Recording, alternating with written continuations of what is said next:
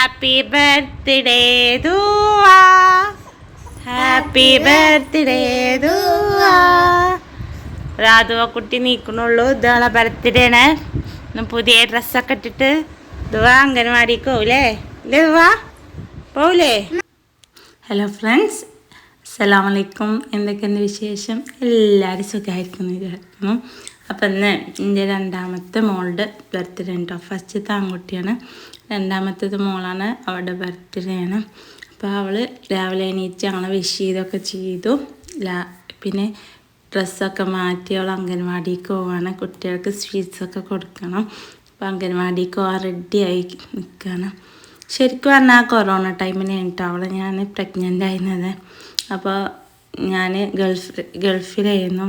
അപ്പോൾ അവിടുന്ന് വരാൻ ഇതിനൊക്കെ ഭയങ്കര റിസ്ക് ആയിരുന്നു. ആ ടൈമിലാണ് അവിടുന്ന് വന്നത്. പിന്നെ നമ്മളെ നാട്ടുകാർക്ക് ഭയങ്കര പേടിയില്ലായിരുന്നു അന്ന് ഗൾഫുകാരൊക്കെ.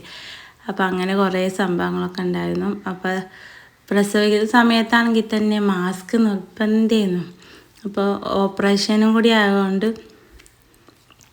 5 days മാസ്ക് ഇട്ടിട്ടാണ് ഹോസ്പിറ്റലിൽ നിന്നത്. അതെല്ലാം അതിജീവിച്ചപ്പോൾ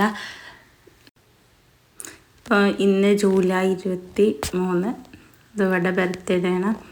അപ്പോൾ ഞങ്ങളൊരു കേക്ക് ഓർഡർ ചെയ്തിട്ടുണ്ട്. അപ്പോൾ അംഗൻവാടി വിട്ടിട്ട് അത് കട്ട് ചെയ്യണം.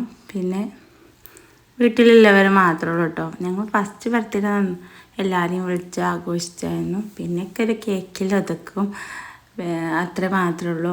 അപ്പോൾ അവിടെ നല്ല ഡ്രസ്സൊക്കെ മാറ്റി നിൽക്കുന്നുണ്ട്. അപ്പോൾ കേക്ക് കട്ട് ചെയ്യാൻ വേണ്ടിയിട്ട്. അപ്പം ഞങ്ങൾ ഒട്ടും പ്രതീക്ഷിക്കാത്തൊരു സംഭവം ഇതിലുണ്ടായിരുന്നു കേട്ടോ. അപ്പോൾ എല്ലാവരും അതെന്താണെന്ന് ഞാൻ പറയാം. അപ്പോൾ എല്ലാവരും വന്നു, വീട്ടിലെല്ലാവരും വന്നു. അപ്പോൾ അവൾ കേക്ക് കട്ട് ചെയ്യാണ്.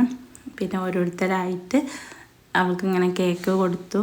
അപ്പോൾ അവളുടെ മുഖത്തുണ്ടായിരുന്ന സന്തോഷം അത്ര മാത്രം കേട്ടോ.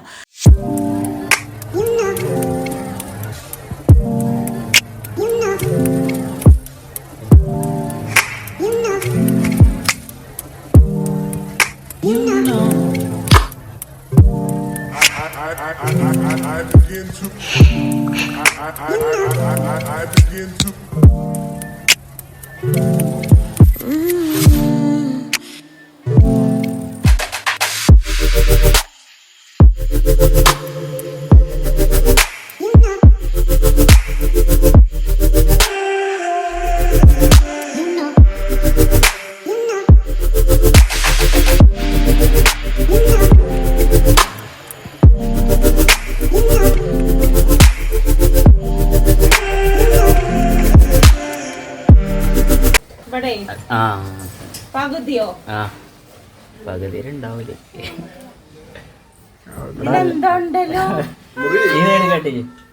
ഇതിലെന്തുണ്ട്?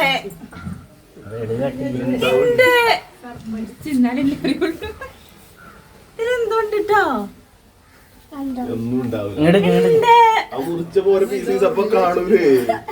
പാത്രമാണായി കല്ല് വെച്ചിട്ടുണ്ടാവും ചിലപ്പോ. കരം കൂടാ കല്ല് വെച്ചു.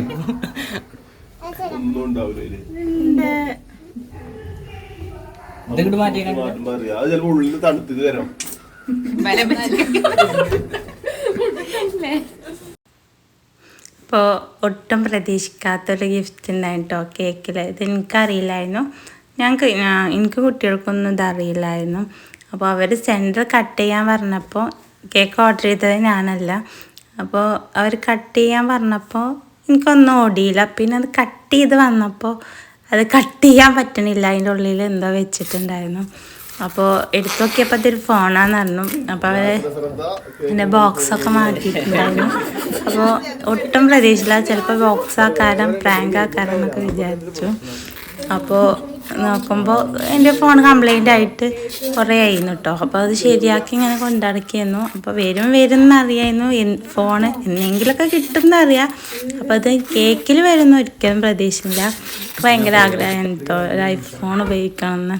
അപ്പോൾ ഒട്ടും പ്രതീക്ഷിക്കാതെ അതൊരു സർപ്രൈസായിട്ട് കിട്ടിയപ്പോൾ ഭയങ്കര സന്തോഷം. അപ്പോൾ അതൊരു കേക്ക് എനിക്ക് ആദ്യമായിട്ടാണോ അങ്ങനെ ഒരു സർപ്രൈസ് കിട്ടുന്നത്, അത് പറയാം. ഭയങ്കര സന്തോഷമുണ്ട്. അപ്പോൾ ഒട്ടും പ്രതീക്ഷിച്ചില്ല. അപ്പോൾ ഹസ്ബൻഡാണ് കേക്കിനുള്ളിൽ സർപ്രൈസ് ഒരുക്കുന്നത്. അപ്പോൾ ഒരുപാട് താങ്ക്സ്. അപ്പോൾ ഫോൺ കിട്ടിയതുകൊണ്ട് എന്തെന്നില്ലാത്തൊരു സന്തോഷം.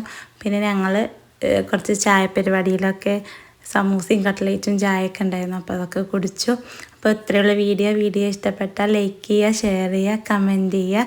സബ്സ്ക്രൈബ് ചെയ്യാതെ കാണുന്നവരൊന്നും സബ്സ്ക്രൈബ് ചെയ്യുക. Thank you for watching.